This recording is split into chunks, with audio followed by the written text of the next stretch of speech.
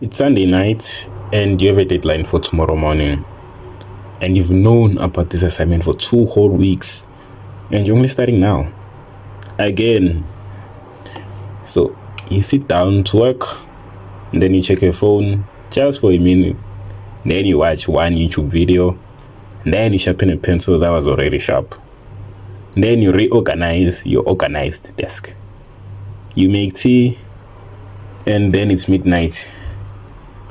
Now you only have one sentence written.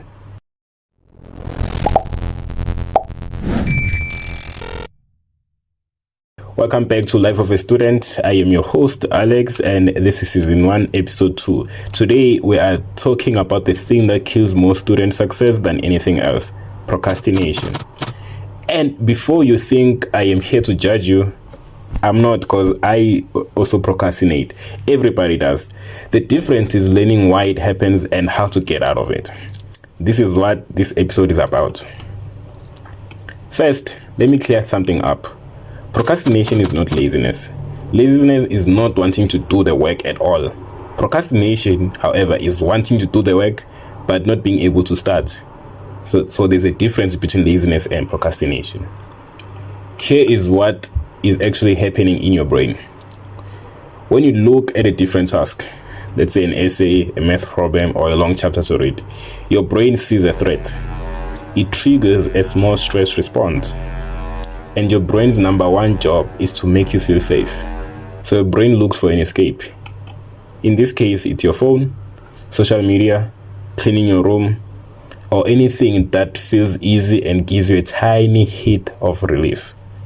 That is not weakness. That is just your brain trying to protect you from discomfort. Here's the problem. Avoiding the task makes the stress worse, because now you have the original task plus the guilt of not doing it, and that guilt makes you avoid it even more. It's a cycle. It's a trap. And millions of students are stuck in it right now. But here's the good news. You can break the cycle. And you do not need willpower. You only need systems. And I'm going to give you 3 of them. Number 1, the 2-minute rule. So this changed my life as a student. And it is so simple because it sounds fake, but it works. Here it is. So when you are avoiding a task, tell yourself you'll only do it for 2 minutes. And that's it. 2 minutes. You set a timer if you need to. Open your book and read for 2 minutes straight. Write one sentence for 2 minutes. Open your math homework and solve one problem for 2 weeks. Just 2 minutes. Anyone can do anything in 2 minutes. But here's the magic. After that 2 minutes has elapsed, something strange happens. Most of the time, you find yourself like you want to keep going. You actually keep going. The timer already went off, but you just switched it off, and then you throw your phone away because you're now stuck. You're now drawn into what you were doing. Because starting was the hard part, and you've already started. So now continuing is easier. Your brain stops seeing a threat and starts seeing progress. And even if you do stop after 2 minutes, guess what? You did 2 minutes more than you did before. And that's still a win. You can do another 2 minutes later. Small steps add up. So try this today. Pick the thing you're avoiding the most and just do it for 2 minutes. No pressure, no expectations, and see what happens. The third method is to break it down until it is stupid. So this is for when the task feels too big or too scary. Most students look at an assignment and think, I have to write an essay. That is huge and it's overwhelming. It's no wonder your brain runs away sometimes. So what you need to do is break it down and keep breaking it down until each step feels very, very small. So small that like a baby can do it. Here's an example.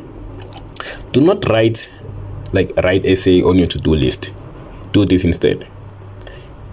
So if you're using your laptop, open your laptop create a new document and type the title. Write one sentence for the introduction. Write one sentence for the first paragraph. And try to find one quote from a textbook if you are reading a textbook, or rather an article if you are reading an article. And just add one more sentence. Do you see the difference? Each step takes less than 2 minutes, and each step is easier because you're only committing to doing one thing. So each of those small steps give you a small feeling of success, and that feeling is what's going to keep you going. You can do this for anything. You're studying for a test, break it down into chapters or pages, even paragraphs. You can. Cleaning your room, break it down into one shelf, one corner, or one pile of clothes. The goal is not to be impressive. The goal is to start. And tiny steps are the best way to start. The third method is the phone separation. We know you are always on your phone. I'm always on my phone. Everybody's always on their phone. So the thing is, you need to separate it from yourself. Just delete it from your life for a bit. Don't put it down. Don't turn it over. Just throw it away if you have to. And here's the truth. Your phone is designed to steal your attention. You see this when you're scrolling on TikTok. Okay, this is my last video, and then I go back to studying, and then you find yourself watching another video, and then it just keeps going on and going and going. See, every notification, every color, every vibration is designed to steal your attention. It's designed to pull you away from work and into the app, or rather into your phone. These are some of the smartest people in the world building machines to distract you. And you are trying to fight them with willpower? Come on, that's not fair. So you need to stop fighting. Just remove the option completely. When you need to study or work, put your phone in another room. Not in your pocket, not on your desk face down. Another room. Or inside a drawer if you can, or inside your backpack, and you must zip that backpack shut. If you need your phone for a time of music, it's fine. Keep it there, but put it on airplane mode first, so that no notification can disturb you. I know this sounds extreme, but try it once. One study session with your phone in another room, and then you'll be shocked by how much faster you finish. Because without the escape, your brain has no choice but to work.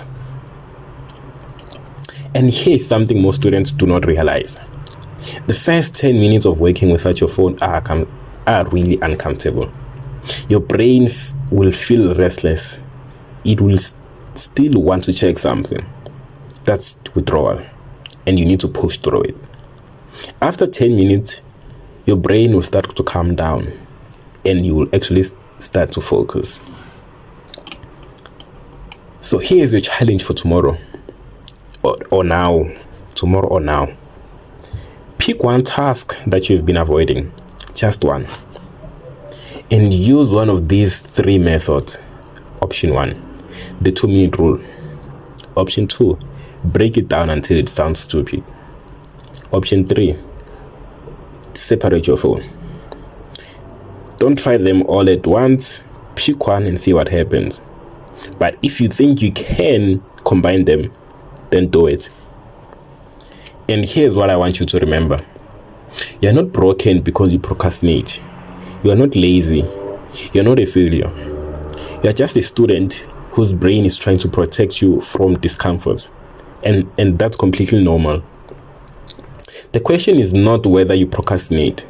The question is what you do once you notice you are doing it. Now you have the tools. Use them. So this has been episode 2 of Life of a Student. And if this helped you, share it with a friend who always leaves their homework until the last minute. Like seriously. It might be the most helpful thing you do for them all year. Subscribe now so you don't miss episode 3. And next time we're going to be talking about note-taking. Because most students write notes that they never read again. And that is just a waste of time and paper, as well as ink.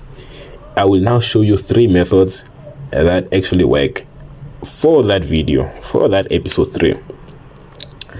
Once again, I'm Alex, I'm your host, and this is Life of a Student. Try the 2-minute rule today, or even right now, like 2 minutes of something you have been avoiding. You can do it, and I'll see you guys in episode 3.